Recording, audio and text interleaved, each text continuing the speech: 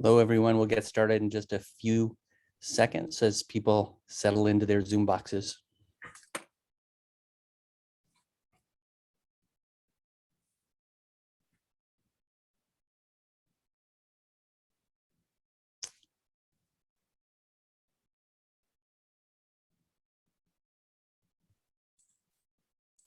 All right, people are still joining the room, so I'll wait a few more seconds.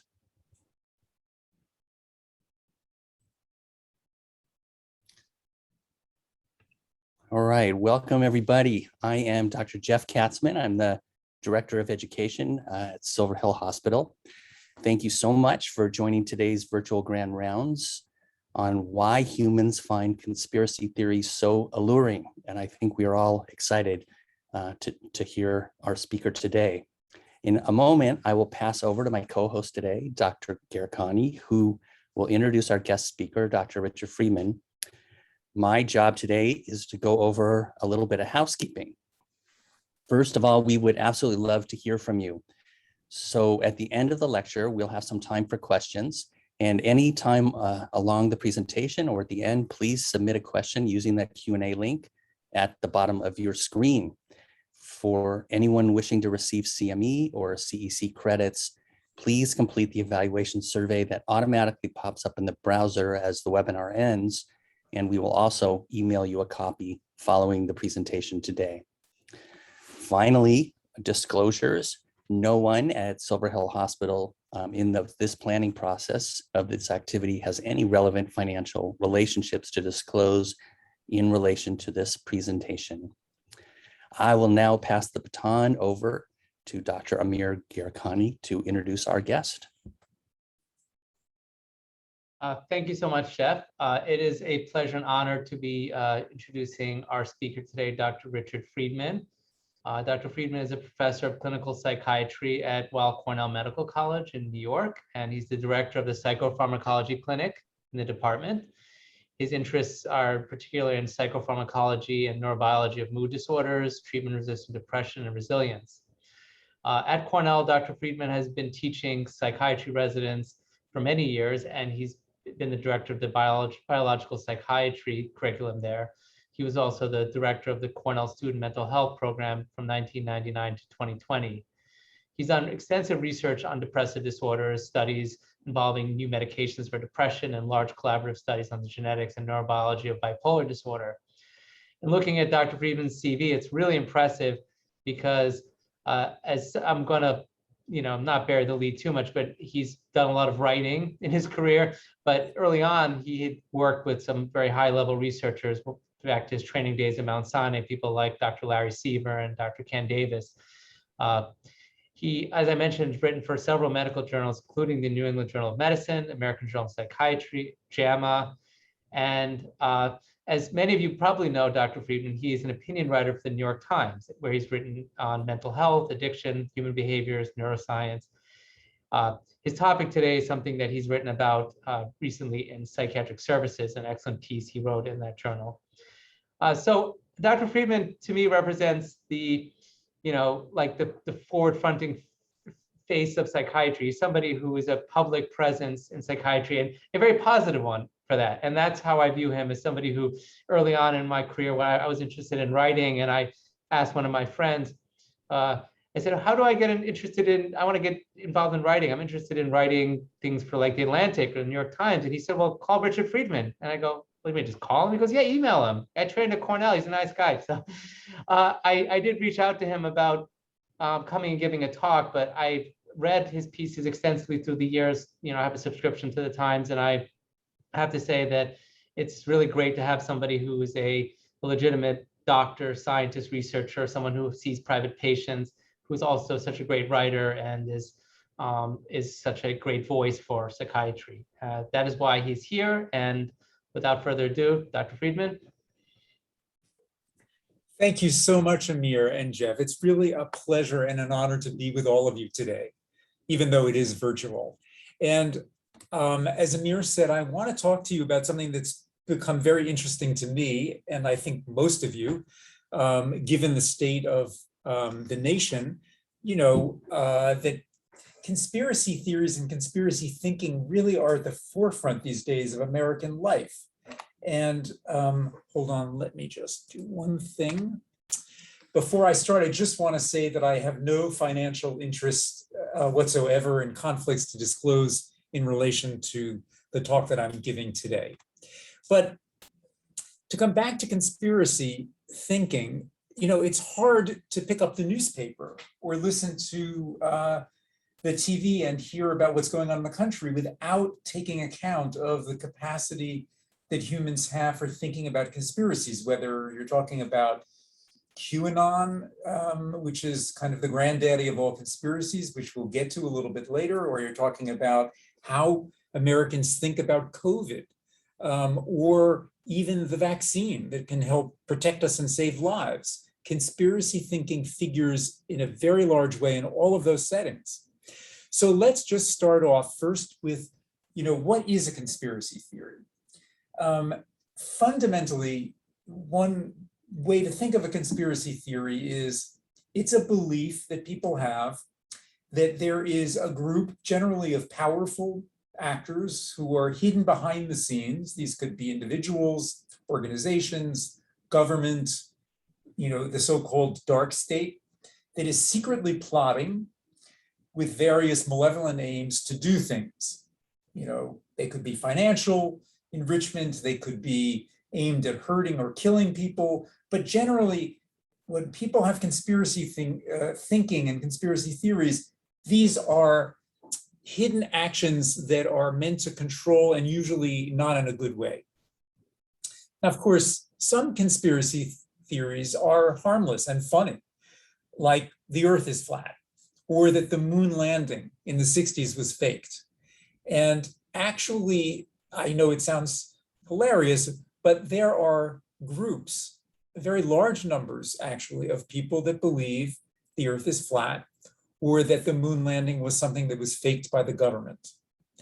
Other conspiracy theories are actually dangerous. For example, the belief that the COVID vaccine or any vaccine is harmful leads people to avoid them, and then that leads to a disease outbreak and a failure to contain a pandemic, which is exactly what the country is seeing right now with COVID. The belief that climate change is a hoax, very dangerous idea, right? Because this prevents humans from taking action, and that belief threatens the very planet. So conspiracy theories run the gamut from the ridiculous and silly to theories that endanger our very existence. So here are just a few examples of some conspiracy theories. And this is taken from Cass Sunstein, who's a polymath and has written about conspiracy theories. In 2004, for example, half of New York City residents believed that the US government was complicit in the 9/11 attacks. Half of New York City residents believed the government had knowledge of, and was complicit in the terrorist attacks of 9/11. And in a nationally representative sample of the population in this country, 37% of people agreed with this statement. The FDA is deliberately preventing the public from getting natural cures for cancer and other diseases because of pressure from drug companies. And these are actually conspiracy examples that are endorsed by a very large fraction of the population. Lest you think that conspiracy thinking is related just to the 21st or 20th century or America, it's not. Conspiracy thinking and theories are present in all cultures and throughout history. So for example, one of the oldest ones that you may have heard about is the Protocols of the Elders of Zion, which was a fabricated anti-Semitic text that purported to show that there was a Jewish plot for global domination. And that was published in Russia in 1903. And it's not only Western countries. There are many, many non-Western countries, for example, in Africa, in which there are theories involving the malpractice of social elites that figure sorcery and witchcraft by enemy groups, and hostile that should be Western plots on the part of Western countries to harm them. So I want to come back to a very important conspiracy theory, which is causing a lot of trouble in the country right now, before we talk about what is beneath conspiracy theories. But before we get there, I just want to just refresh your mind about the seriousness of COVID. And these data I'm going to show you are as of September 23rd, 2021. So in the United States, up to this point, we've had 42 million cases of COVID and 681,000 deaths, with a case fatality of about 1.6%. Worldwide, it's about 230 million cases and 4.7 million deaths, with an overall case fatality rate of 2%. Obviously, true case fatality is probably lower given the fact that we don't really know the denominator. Presumably, there are many, many people who are infected either with mild or asymptomatic cases. But this is just to show you how large this problem is. And yet, given the seriousness of this disease, we have a conspiracy in this country that's believed by a very large number of people that the vaccine is dangerous. 33% of Americans are not vaccinated. Half of them say they definitely won't take a COVID vaccine. Some of them worry about the new technology. The vaccine is based on mRNA, and think that perhaps it's going to change their genome or damage them in some way, or that they may get COVID from the vaccine. In truth, obviously, most of you know that you can't get COVID from the vaccine, and it's not going to change your genome, and the mRNA is rapidly degraded.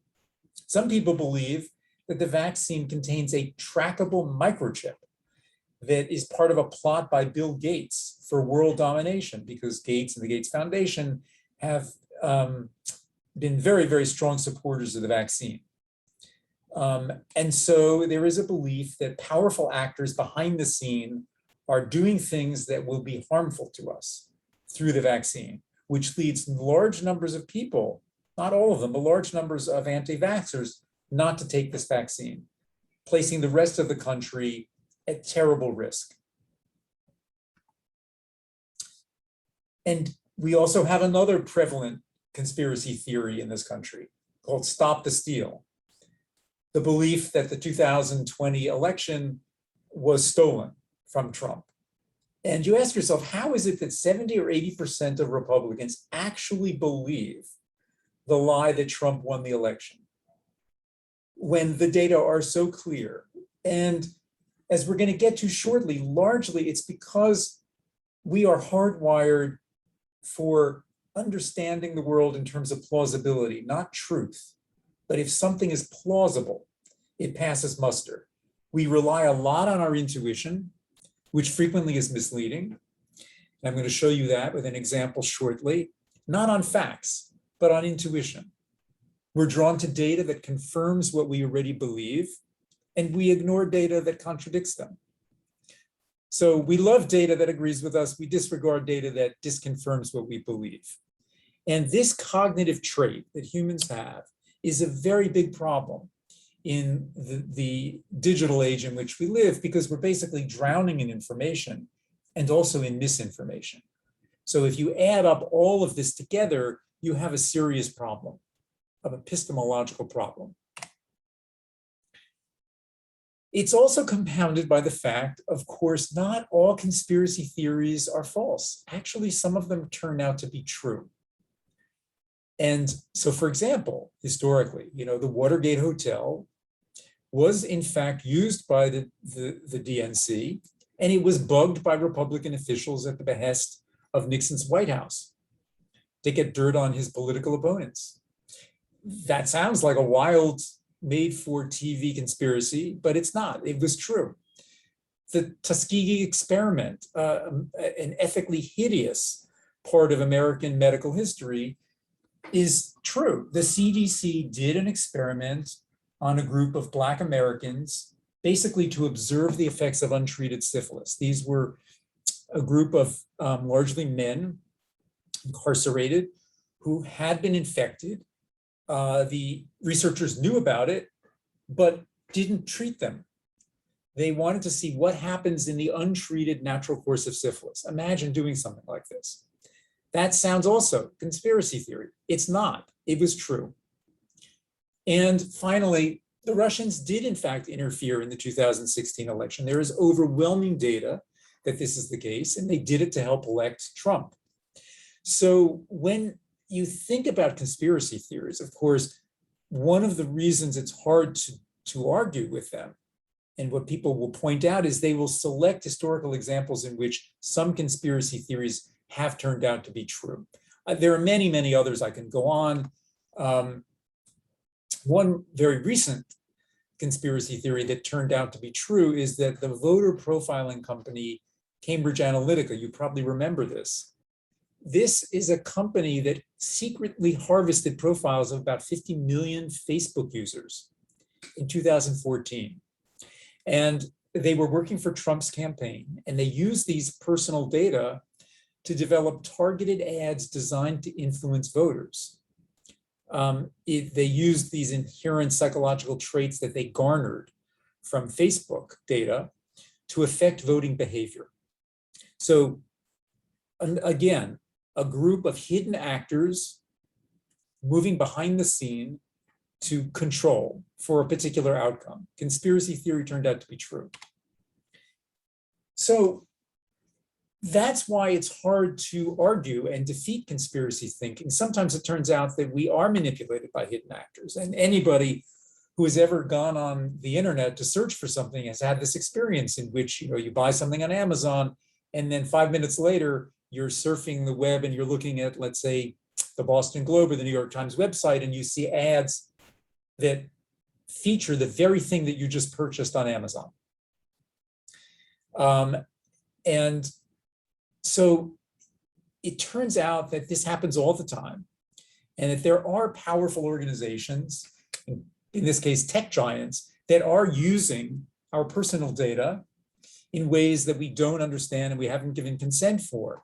So in the challenge in thinking about conspiracy thinking is to distinguish between what is plausible from what is true. What is plausible from what is true? They're not the same thing.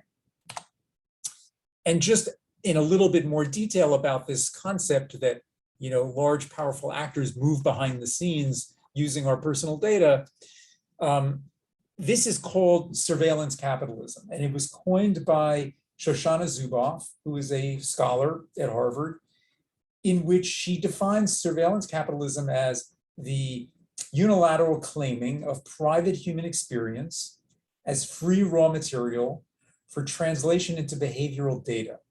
So without your consent, your personal data are then used, computed, packaged as a prediction product, sold to behavioral futures market. And business customers with a commercial interest in knowing what we do now, soon, and later can use the data, predict our behavior, sell us things we may or may not want, and then even nudge us towards certain outcomes. Now, remember I said before that one of the problems in understanding why we're so vulnerable to conspiracy theories is that humans approach the world based on their instinct and their intuition. So very quickly, I'm showing you this slide. I want you to look at this and tell me which line seems longer to you. Which is the longer line? Almost everybody is going to pick this line, right? It looks longer. There's no question about it. That's your intuition. The top line looks longer than the bottom line. It's a famous illusion. You're misled by your intuition. That's okay, you're human. Everybody is misled by this, but as you can see, the line segments are exactly the same. This open arrow gives the feeling that the line is longer and the closed arrow the opposite, but they're equal. Okay?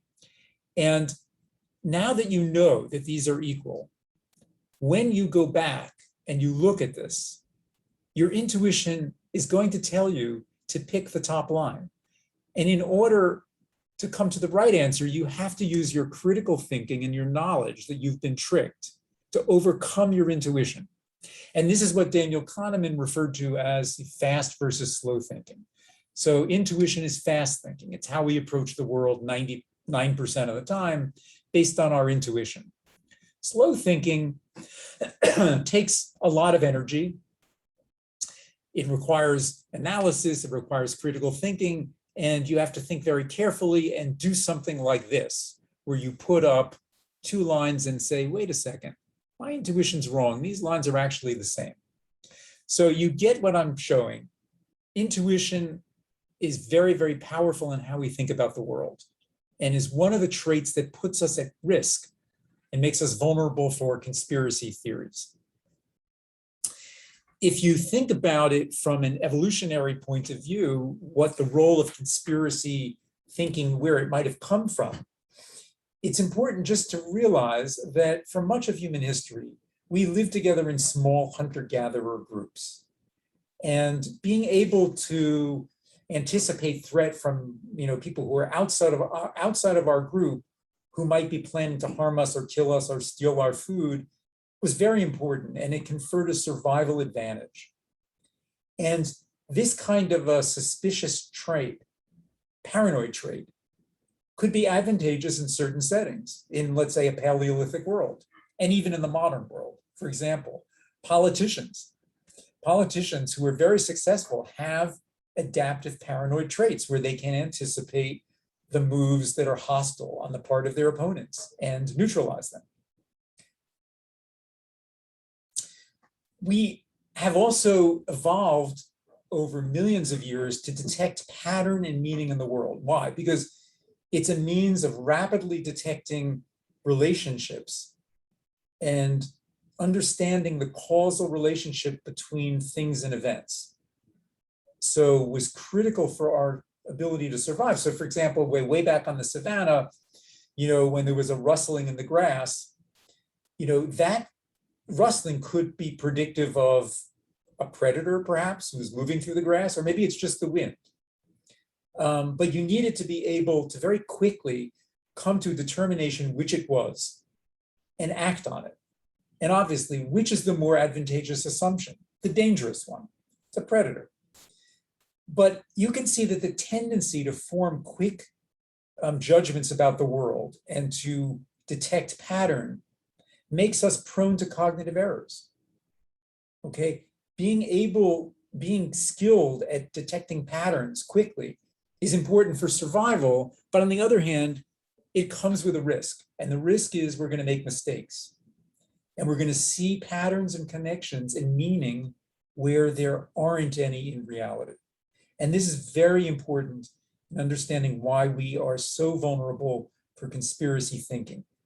We have a tendency to see patterns, and we make cognitive errors, and we assume that there are connections in meaning when in reality, there aren't any that exist.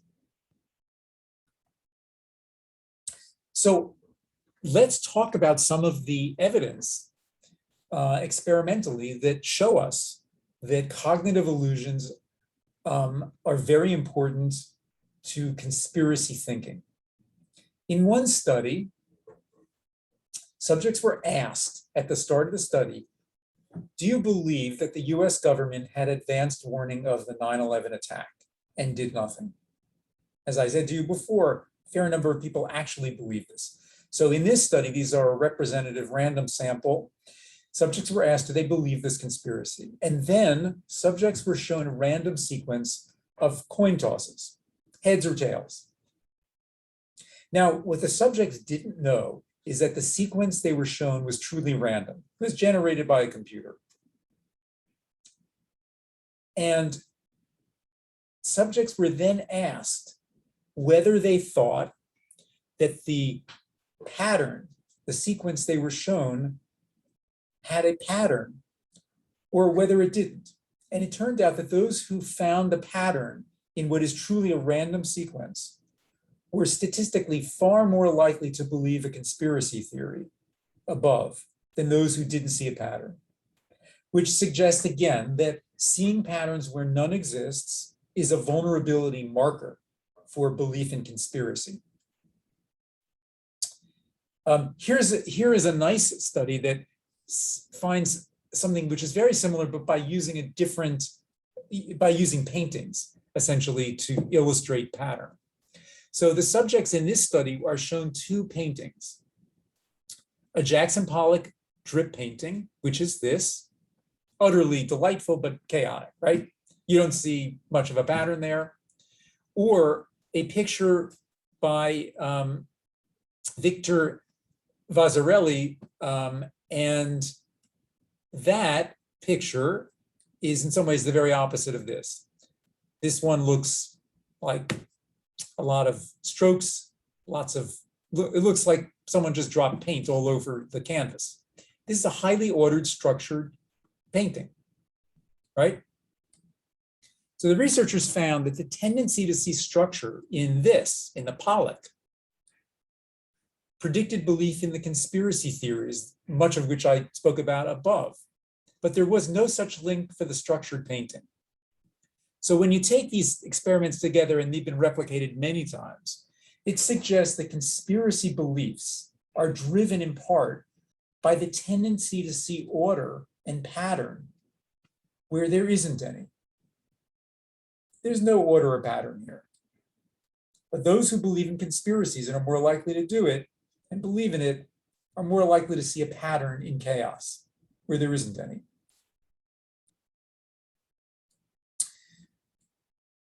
Which brings us to the grand conspiracy theory of them all, which is, of course, extremely important, in contemporary American life, and that is QAnon. And the QAnon theory, when you think about conspiracy theories, I mean, obviously there are some conspiracy theories that sound plausible, like, for example, Amazon or Facebook is collecting your personal data and they're going to monetize it and use it to try to control you and nudge you towards buying one thing or another. That's a conspiracy theory that is A, plausible, and B, it's true. But the QAnon conspiracy theory, which is believed by a fairly large segment of the American population, is really lurid and hard to put in the category of plausible. And the basis of the QAnon theory basically is that there is a cabal of satanic pedophiles, it's hard to make this stuff up, who have tried to take down former President Trump, largely Democratic pedophiles operating out of a pizza parlor.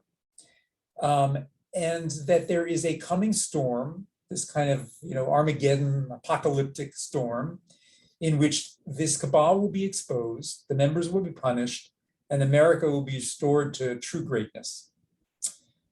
This is basically a fusion of old millennialism and old-fashioned blood libel.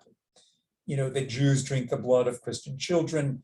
Actually, the believers of QAnon didn't say it was Jews who were drinking blood.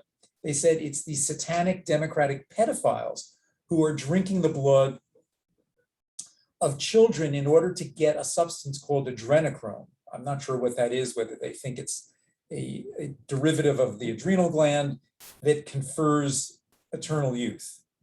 And essentially, one of the roles of this conspiracy theory is to give the believers of this theory that they have special knowledge about the world that the rest of us don't. And in a way, it's the ultimate form, like many conspiracy theories, and relieves people of the responsibility to learn things about the world. And it's the ultimate form of know-nothingism. There's no need for facts, no knowledge or expertise from people who actually know something like scientists. Because basically, fundamentally, under this conspiracy theory is the feeling, hey, we understand what's really going on. You can't pull the wool over our eyes. We know there's this terrible thing going on. It's a very simple, mechanistic, lurid conspiracy that gives people the feeling that they have special knowledge and they don't really need to know anything. Now, if you take a step back further from the need to to have order and make sense of the world, generally humans do not like uncertainty. And conspiracy theories provide a false sense of certainty about the world. We can deal with good news or bad news, but we have a very hard time dealing with uncertain news. So you all know this, and you know it in your own lives personally, you know it clinically. I saw a patient just recently who was telling me he was extremely anxious, very smart, educated guy. And what was making him anxious was his daughter was ill and they couldn't figure out what was wrong. And every time they would try to bring her to a clinician, they would get a different diagnosis. This uncertainty was driving him nuts. And he said to me, exasperated, if they could just tell me what it was, I could get used to it. If it's depression or it's bipolar disorder or it's borderline personality disorder, but nobody seems to really understand what it is. Experimentally, we have, you are all familiar with the fact that people, let's say, who are undergoing biopsies and awaiting test results, during the period after they get the biopsy, before they get the results, is a time of high uncertainty and high anxiety.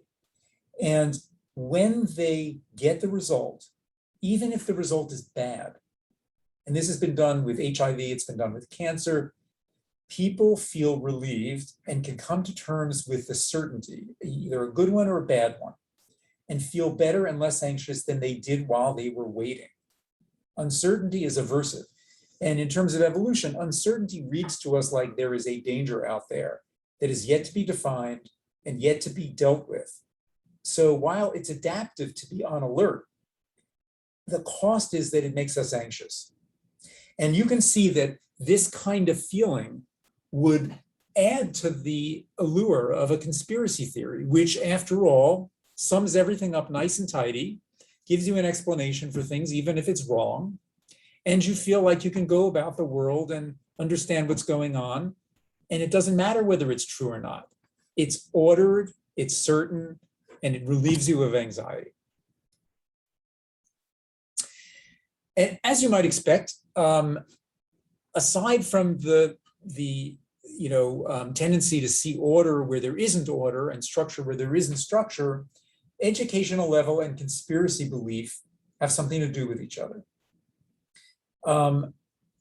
This data that I'm going to go over right now come from the Pew Research Center study that was done in June.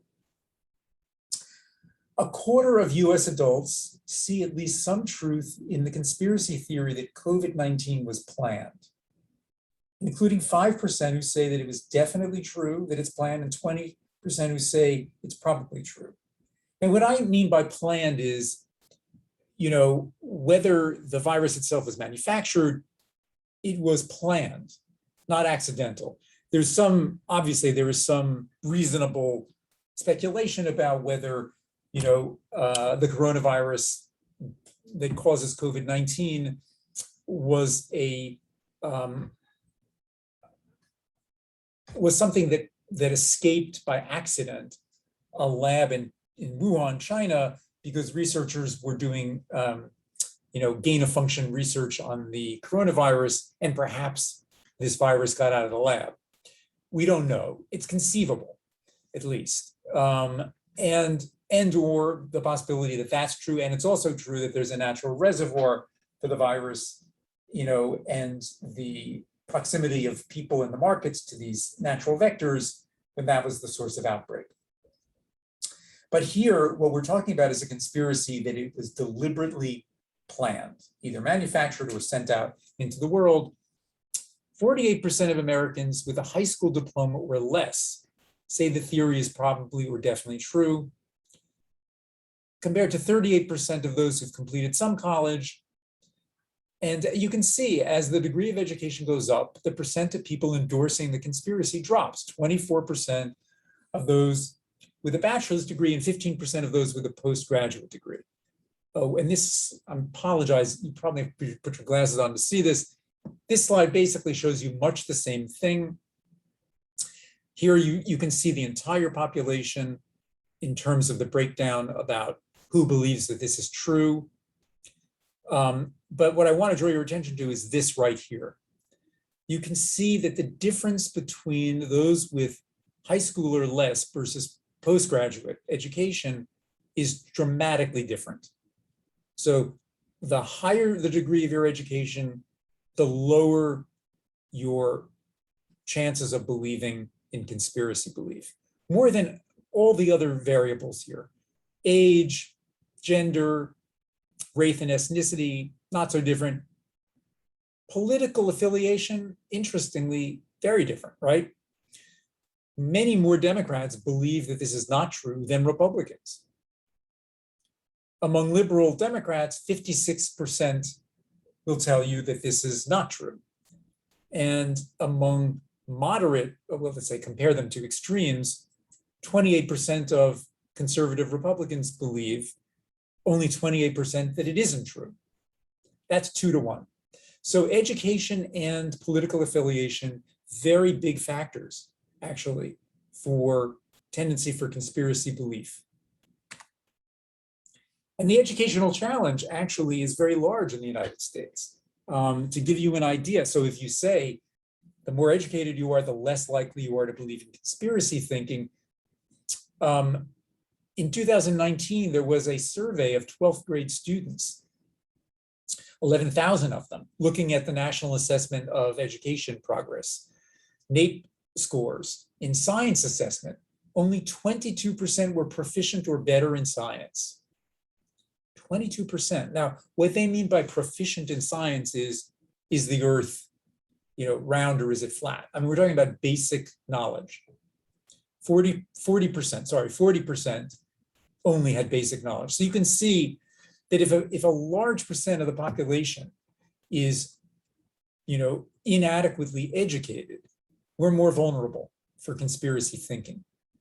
Because presumably, aside from the fact that you gain knowledge about the world when you're educated, you also are taught critical thinking, to be more skeptical, to evaluate information that's given to you, and to think about whether it's true or it's not true.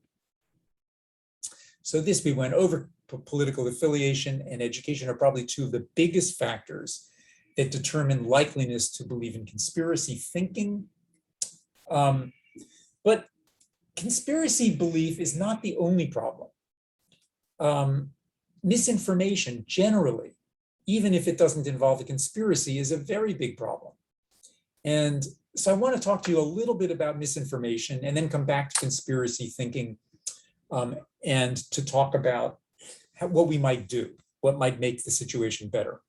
So information which is fluent but inaccurate, those kinds of statements slip by us because we're paying attention to the gist, not the details. So very fast, I'm asked the question I'm asking you, how many animals does Moses take on the ark? So many of you are thinking, oh, how many did he take on the ark? Actually, 0, because it wasn't Moses, it was Noah's ark. But you can see that in the way that this is worded, it might get past you unless you're a stickler for detail and you read every word of the sentence. You say, Moses, wait a second, Moses was not on the ark, that was Noah. But most people don't do that. So we can easily be fooled by fluent, inaccurate statements. We accept false information that fits with what we believe our political identity because of motivated reasoning, a process by which we pick data that confirms what we believe and ignore what doesn't.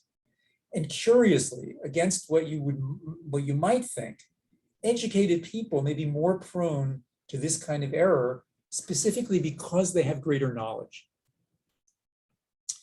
So I will tell you that several experiments have been done to show just this effect. And one is an experiment to see whether aggressive media fact-checking could correct false belief. And this one was that the ACA, Obamacare, would create death panels. Of course, this was a rumor that was started by opponents of ACA. It's certainly not true. So what the researchers did was to see whether if they corrected this belief with corrective knowledge, whether people would update their beliefs. And interestingly, those who were more educated were more argumentative and less likely to update their beliefs than those who were less educated. And it may be because, when you have a lot of knowledge and you are particularly identified with believing in it, if you're educated, you're highly motivated and you have the ammunition to reconfirm your bias and maybe less open, paradoxically, to reevaluating and reappraising your belief. So if correcting people's misinformation by giving them the correct information doesn't work, what may be more effective is a strategy which is called inoculation. And this is an idea where you preemptively protect people from false information by inoculating them, giving them a similar form of misinformation to prime and sensitize them to the fact that they're about to get a packet of misinformation. So for example, climate denialists love to circulate these fake petitions claiming that there's a lot of disagreement among scientists about the true cause of global warming, which is complete nonsense. There's wide agreement among serious scientists that global warming is real and serious. So how do you deal with this? Well, if you said to somebody who's a climate denier, it's simply not true. Most scientists believe that climate change is real and it's serious, and that's complete nonsense. That doesn't work. It's not effective. But if instead you prime them and you give them an example in which something comparable to what the climate deniers are doing has been done before, you can actually inoculate them. So you give them, for example, the case of the tobacco industry, which used fake experts to cast doubt on scientific research that linked smoking to lung cancer.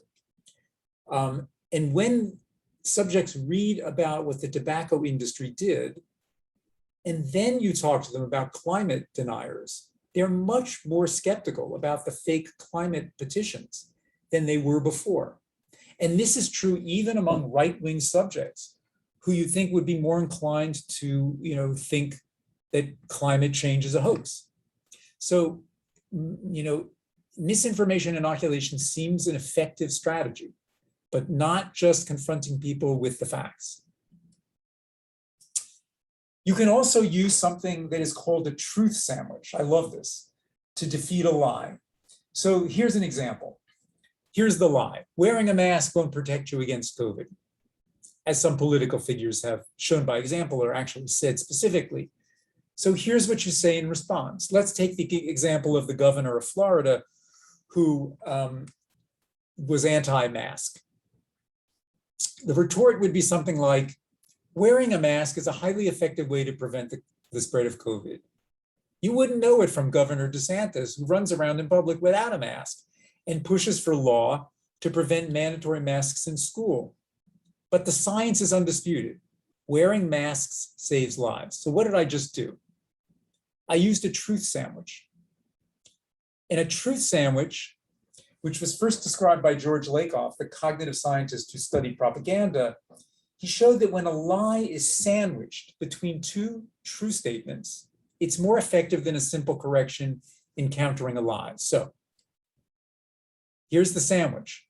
The first part is a true statement. Wearing a mask is a highly effective way to prevent the spread of COVID. Here's the lie. The governor says you don't need one. He's running around in public without one. And then here's the other part of the sandwich, the true. But the science is undisputed. Wearing masks saves lives. So the reason this is effective, more effective than just simply saying that's complete nonsense, masks are effective, is that people tend to remember the beginning of a statement and the end of a statement more than what's in the middle. So if you sandwich an incorrect piece of information or a lie in the middle between two accurate statements, they're more likely to remember what started and finished, what's the bread on the sandwich, right? The top and the bottom, not the middle. Interesting. So how do you talk with a conspiracist? You might wonder, if you run into somebody who has conspiracy belief, what's the best way to approach them? There's no exact answer, but based on everything we've learned so far about what makes people prone to believing in conspiracy theories, I have some thoughts about what may be effective. So first, I think it's good to be curious and open-minded and to withhold judgment. Ask a lot of questions, even if you disagree. Withhold your own opinions for later and say, how'd you come to that idea? Like, where did that come from? Is there any evidence that might change how you think about what you just told me? Now, if the answer is nothing, if the person says, look, absolutely not, I'm 100% sure, nothing is going to change my mind, your conversation is over. It's also the case that if the person says to you, can you prove to me that this is not true? The conversation is over, because you can't disprove a counterfactual any more than, let's say, you can prove Santa Claus or the tooth fairy doesn't exist, right? It has to be falsifiable. It has to be the case that the person is willing, at least somewhere, to engage in a conversation where they say to you, you know what might change my mind is the following. If I discovered that X, Y, or Z was true, then I might change what I think. Like, for example, someone who doesn't believe in vaccines. They might say, no one I know has been sick, and I think it's okay because, we're safe over here. And I said, well, what might change your mind? Well, what might change my mind is if, some friend got sick or a family member got sick, I think I would have to reevaluate it. So you get the idea. And you slowly introduce doubt and don't claim to know the truth, even if you're right. It won't work. The key is doubt. If someone is willing to consider an alternative explanation, you've succeeded. Now, you may wonder, in thinking about this, it sounds a little like in some, or maybe more than some instances, people with conspiracy ideas sound psychotic in the sense that, they have a rigid, tightly held belief which is impervious to data. And in some ways, it does have delusional-like qualities, some conspiracy believers, in the sense that they have no doubt that they're right. And after all, what is it that makes somebody psychotic? It's not the content of the delusion. It's not having a crazy idea that makes you psychotic. What makes you psychotic is the absence of doubt, is the fact that you are absolutely certain that your belief is correct and there is no alternative view. There's no possibility for an alternative way to understand what the person is describing. That's the essence of psychosis. And in many cases, it's the essence of conspiracy thinking. Use empathy. Now, empathy, many people misunderstand empathy. Empathy is just theory of mind. It's the ability to imagine how other people think and feel. It has nothing at all to do with agreeing with them or liking them. You don't have to like them at all. But it's basically just imagining how this person thinks and feels and get under their skin. It's theory of mind in action. And it offers a way to deal with what appears to be irreconcilable differences by offering understanding rather than argument or conflict. And again, understanding does not imply agreement or approval or even liking the person, but it's a way to communicate with people, to show that you actually can understand how they think, even if you don't like it or agree with it. So here's an exercise that you might consider. You listen carefully to what their argument is, and then you imagine in your head at least two reasons why they might have said or done what they did. Then they ask the person to tell you all about their experience and don't emotionally react to what they say. Just be poker-faced. This is about opening your mind to somebody else's, get the raw data, withhold the editorial, and you can think about that later. And after you do that, can you imagine why this person thinks or behaves as they do? You might actually understand it, even if you disagree with them. So what can we do about conspiracy thinking? Well, education obviously is critical. Research shows again that the tendency to believe in conspiracies is inversely correlated with educational level. And that's probably because education helps people develop critical thinking and skepticism, making it easier to check our often misleading, intuition about the world. We are flooded with information. Much of it is erroneous and it's hard to verify. And obviously, there should be a premium in schools on teaching people how to identify misinformation and to promote skeptical reasoning. My nephew once said to me, when I was thinking about conspiracy thinking, he's in his 30s, and like all these kids in their 30s, they're on social media, they're on,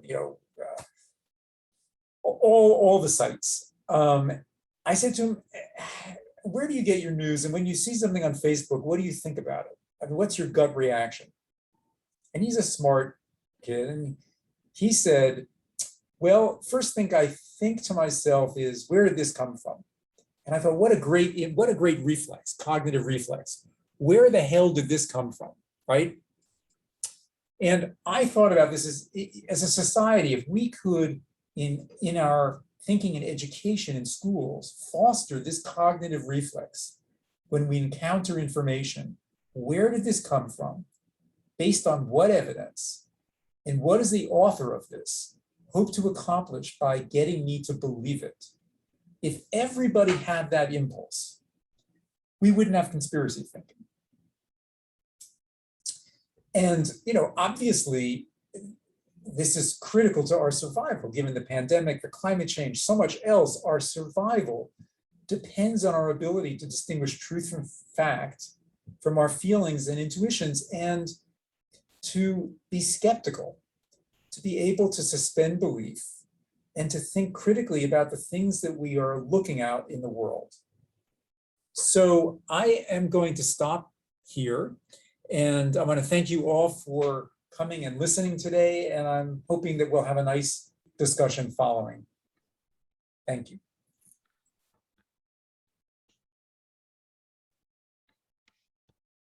Thank you, Dr. Friedman, so much for such a thought-provoking presentation. And I know we already have many, many questions appearing in the chat. I'm going to turn to you, Dr. Garricani, see if you want to start us off with any questions. I have many in my own head, and we'll incorporate all those in the chat as well.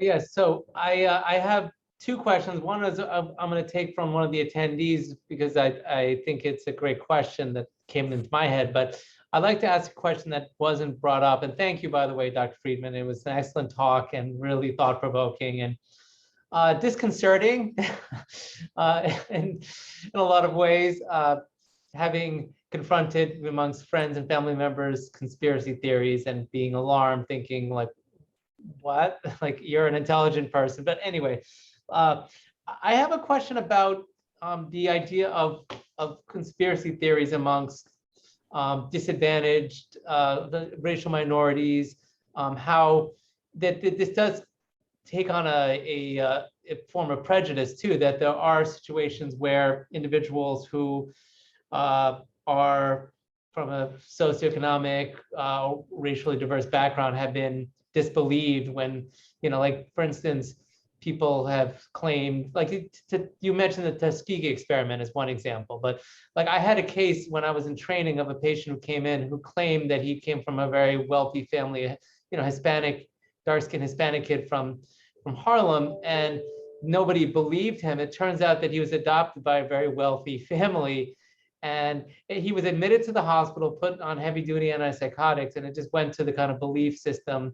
And he was high. I mean, he was high and he was manic, but it did go to the whole belief system that we tend to disbelieve certain groups that are spouting theories. And this ties in, of course, with a lot of the political aspects, that the people spouting conspiracy theories that are believed by large groups are happen to be white, middle American individuals. I wonder how this would be perceived if we were coming from, from African American groups. So your thoughts on that? Yeah, no, thank you so much for bringing that up. I should have included this. I mean, obviously there is a, racial and ethnic bias in the assessment about whether something you're hearing is true or not. So for example, if you're a, disadvantaged American or a person of color, where it's well known that treatment in the medical in medical settings is, you're at a huge disadvantage because you're not going to get care which is comparable to the care that, somebody whose bite is getting. You may have reasonable suspicion about, whether you can trust doctors or whether you believe that a treatment is going to help rather than hurt. And so based on, group membership, you have to be very skeptical about, thinking that this person, like the case you just gave, is, delusional or has a conspiracy belief. It actually may be real, meaning there's a perfectly good historical reason and a contemporary reason for a person to have that suspicion and belief. And it's not a conspiracy thought, and it's not paranoid. It happens to be true. We should be skeptical about jumping to the conclusion that the person in front of us has a conspiracy belief without taking that into account, without thinking about that. Right on. Yes. Hey, I wanted to add something. This is a little advertisement as well, but I am familiar with the literature that says that actually the onus is on us as clinicians a little bit to talk about information, in that people tend to believe their clinician more than anybody else about issues like climate change. That's what happened with seatbelts, with car seats, and we have to be good actually at talking about these things. So I am actually part of a climate change communication echo that's built for clinicians, a telementoring program. And so it'll be on an hour after this. I'll be talking about mental health and climate change, because I think it's with all of this, we need to build ourselves. We need to have information to know how to talk to people about these issues. So I just wanted to throw that in. I can put that link in the chat in a bit, but we have now 10 questions coming at you, Dr. Friedman. You ready? Sure. Bring them Okay. on. So Gregory Dunn starts us off and says, when does healthy skepticism, that's good, verge into unhealthy conspiracy theory? And could the blind belief advance to the point of a debilitating disorder? Yeah. So because many people on this, in this group are mental health clinicians and experts, we see the intersection between potentially two populations, right? People who have a psychiatric illness that predisposes them to, let's say, delusional thinking, which is an illness, and somebody who doesn't have a psychiatric illness in which, psychotic thinking is prominent, like a personality disorder, who happens to have conspiracy beliefs. So I don't think that, skepticism alone is kind of agnostic. You essentially are saying, what is the evidence for this belief, which to me is not maladaptive, it's adaptive. In some patients that we see, especially obsessive people, they are so skeptical and so unable to decide, even when it's reasonable to make a decision, that it's dysfunctional and it's a problem and it's a source, it's a need for treatment. I'm not sure that answers the question. Yeah, I think it gets there though. We have someone who says that they are a fourth-year resident who's about to do a grand rounds on conspiracy theory this spring. This was a question I was having too. Could you argue that conspiracy theories are a delusional belief, that they are fixed, false beliefs that people are subscribing to despite evidence to the contrary? I was thinking also that if I were in the psychiatric emergency room and someone came in describing their beliefs in QAnon theory, that I would wonder, kind of, does this become something closer to a delusional disorder? How do you know that territory? Yeah, it's a wonderful question. So usually the criteria for making those judgments has to do with the cultural normative nature of the belief, right? So if, let's say 30% of the population believes in, the QAnon, then what you would be arguing is that 30% of the population is a delusional disorder, which probably isn't true. It's probably more the case that this belief, I am sure that sorry about that, I'm trying to turn off my phone, that among some believers of QAnon, there are people with bona fide mental illness. There's no question about it, who happen to have a delusional disorder or a severe personality disorder, or maybe even a psychotic disorder. But studies have been done actually on QAnon believers, in particular, asking them whether they actually believe the theory, or they say they believe the theory because, I'm paraphrasing the study, because it was something that the members of their political group believe. And to be a member of the group means to adhere to the belief or publicly say you do. And a high percent of people endorsed what I just said. So I'm not, it's a very wacky theory. I mean, truly, crazy if you really believe it.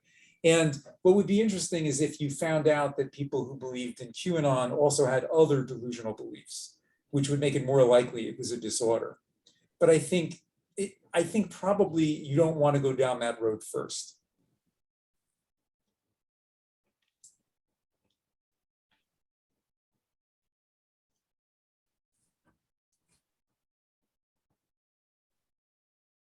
I can't hear Sorry you. about, I muted myself. There was a siren in the background. Sorry about that. All right, the next question for you is about the lines. What does it mean if you originally said that the two lines are of equal length? Does it mean you don't follow your intuition, and is that a bad thing?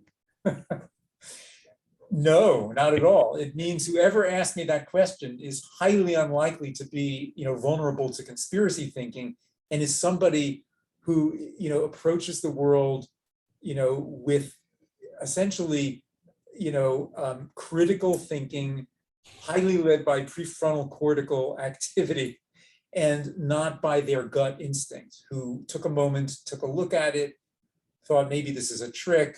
Let me look at the two. Might even took a pencil up and held it up, and then weighed the two. Meaning you essentially approach the world as a critical thinker by default. That's all. All right. And Ann Wilson asks, I understand the relationship between pattern and meaning perception and likelihood of believing conspiracy theories, but why does it seem to produce a seemingly negative bias? For example, it leads to belief in malevolent conspiracy theories versus some benevolent beliefs about people in power. Oh, I'm sorry. No, I didn't make that clear. It's not directional just to negative. It includes, I didn't show, usually when they do these studies, the conspiracy theories that they are probing for are negative ones, because most conspiracy theories, in fact, involve powerful actors doing bad things. But it essentially is a marker for detecting patterns. So it could be any kind of conspiracy, not just negative. And the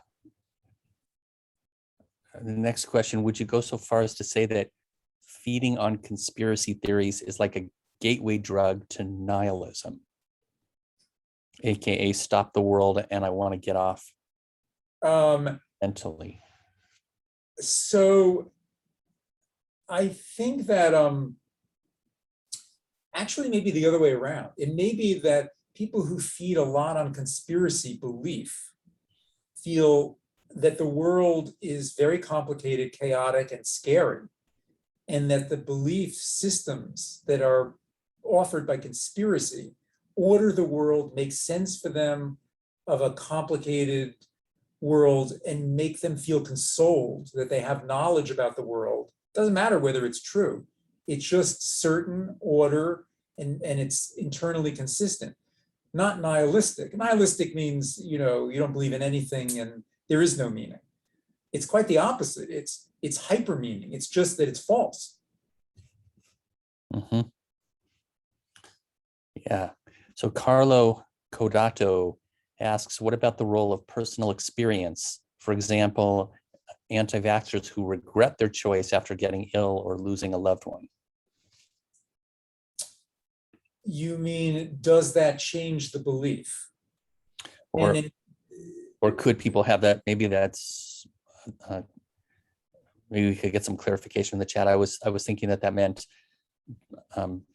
does somebody's personal experience influence the development of their belief system? Like I think yes, and I think it's probably the surest way. Personal experience is what changes people.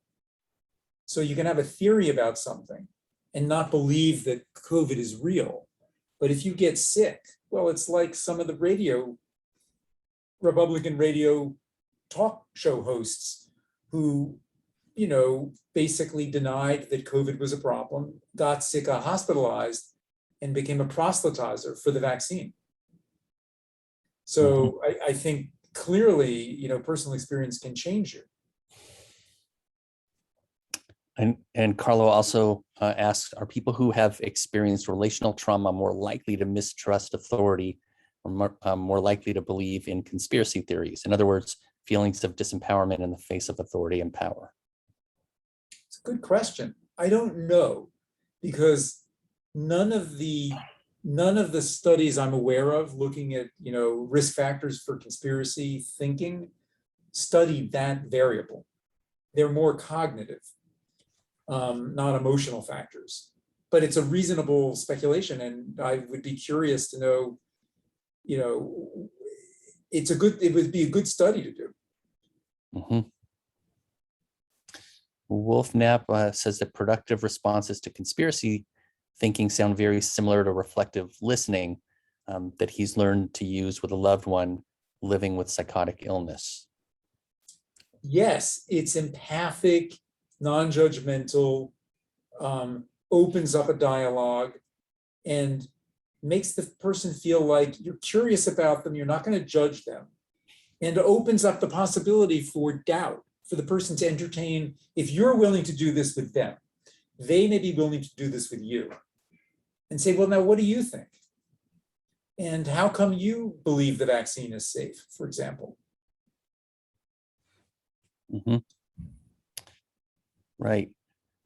We have a question from John Tamarin out there who says, many patients enter treatment with, quote, a conspiracy theory about a parent. How is your strategy and your questions about dealing with conspiracy theories relevant in the psychotherapy of such patients? Well, is that really a conspiracy theory when you say about their parent? Is your colleague asking, if a patient has an idea or a fantasy that their parent harbors ill will or wants to do something bad to them, that's a conspiracy theory?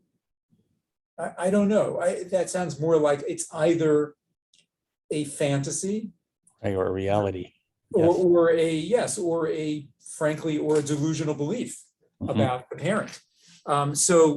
Excuse me. So I don't think that it's a conspiracy theory per se. Barbara Coughlin asks if brain scans have been done and or shown any difference. Not to my knowledge. I don't think anybody has either subjected people with conspiracy beliefs or any of these paradigms, put them in a scanner just to see what's going on in their brain. Gotcha. And Carlo Corrado, one more question, asks, would religious beliefs fall into the category of positive conspiracy theory? For example, a consistent explanation for the randomness of our experience. Well, those are what we call really good protective beliefs that help people feel connected to the world and to others. And so in some way, some people label religion magical thinking, a grand delusion. I think it's a little disrespectful myself. I'm completely not religious, and have no religious receptors in my brain. But I think it's a perfectly reasonable way to think about it. It's a belief system that, many, many, many people share that creates a sense of order, structure, meaning, and connection. Another question from me. You've talked about some specific individual variables that impact somebody's likelihood of joining in to a conspiracy theory level of education and other factors. What about personality and personality structure? And that it's been associated with joining a cult in the past. What about things like having more dependent personalities or things like that in terms of joining a conspiracy, hooking onto a conspiracy theory and what we know about that? It's more, that data is kind of more indirect, which is to say that since they track with political affiliation, more Republicans than Democrats are more likely to have conspiracy beliefs. So you can back into the answer to your question by looking at, personality characteristics that are more the profile of the average Republican versus Democrat, which is to say the sort of common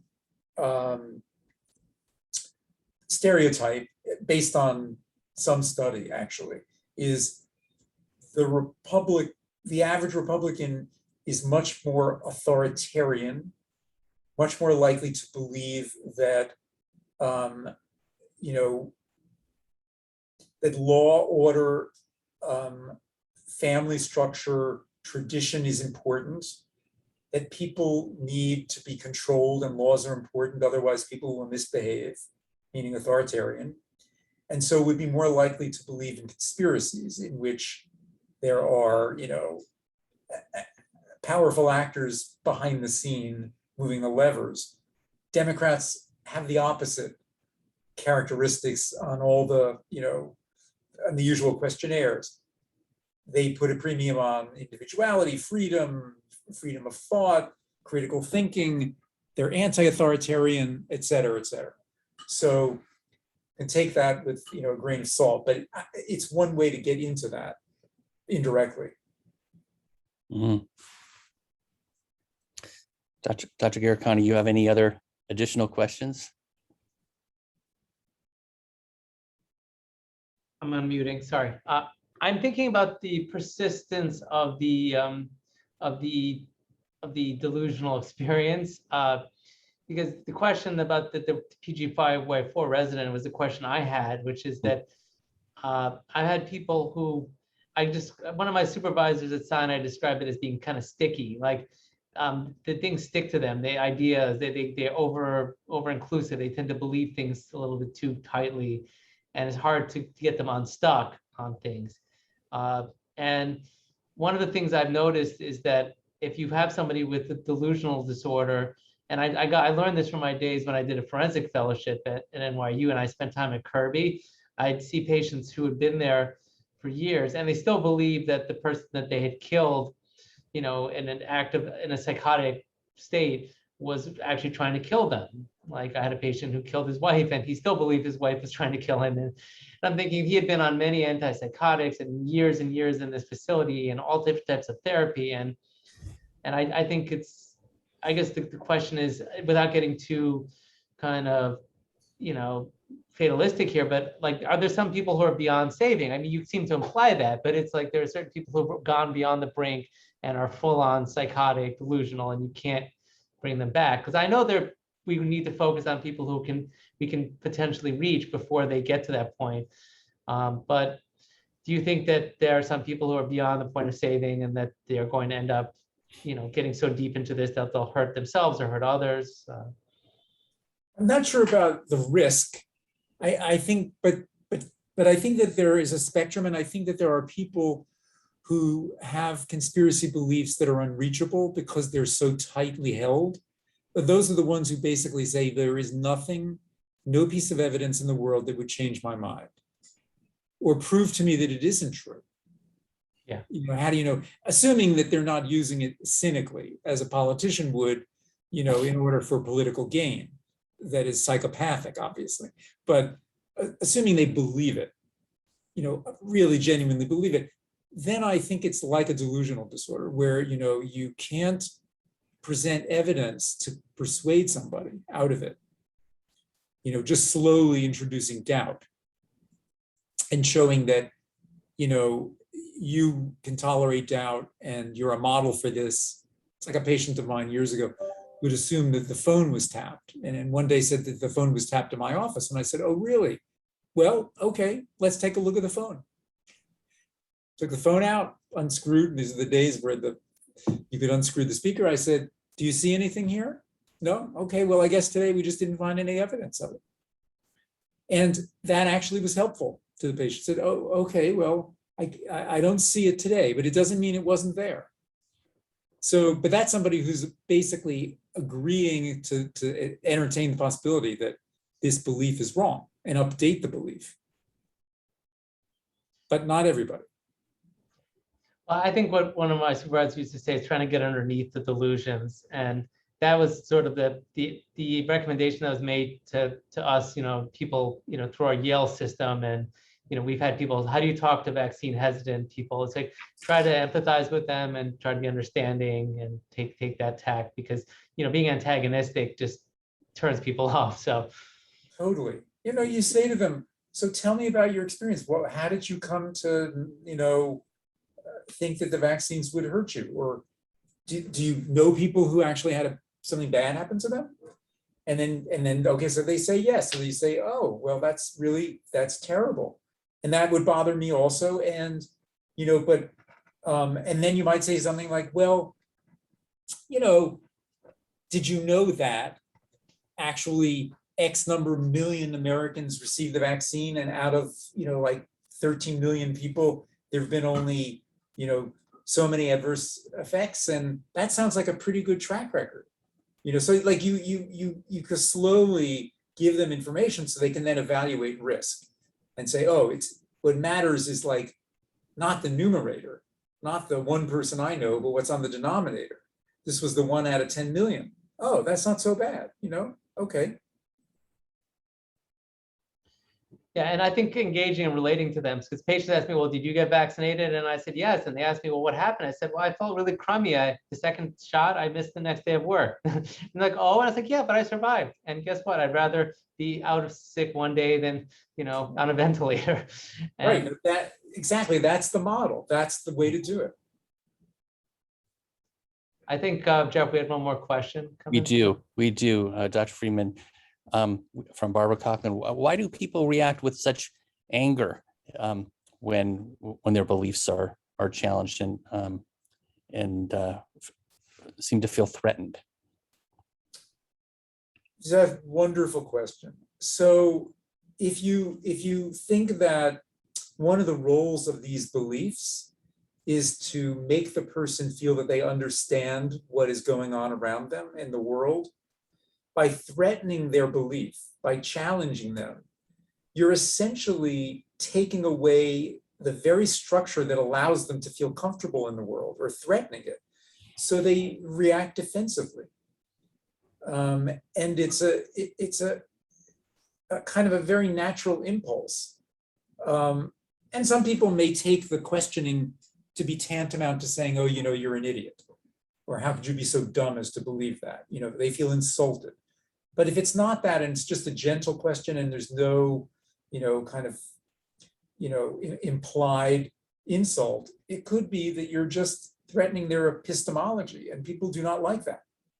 People do not like to be given uncertainty if they have another way to get away from it, which is a belief system. Mm-hmm.